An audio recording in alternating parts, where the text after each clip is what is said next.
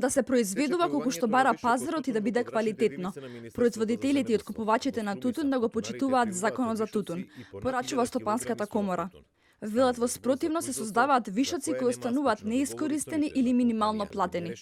Само во минатогодишната реколта вишоците од 4000 тони тутун беа откупени по просечна цена од само 48 денари за килограм. Треба да постои баланс помеѓу производителите и откупувачите. Компаниите се ограничени согласно потребите од светскиот пазар и ги обврзуваат одредени законски прописи.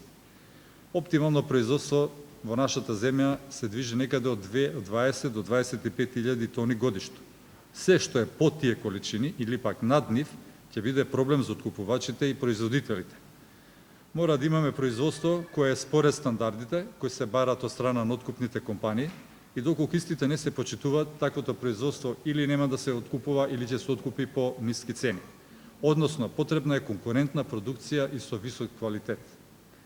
Лани тутунот се откупувал за 158 денари за килограм, што е за 25% пониско отколку во 2019 година кога била 219 денари за килограм. Има намалени количини договорено производство, но како што велат од комората, традиционално во земјава има и производители кои не склучуваат договори, а произведуваат тутун.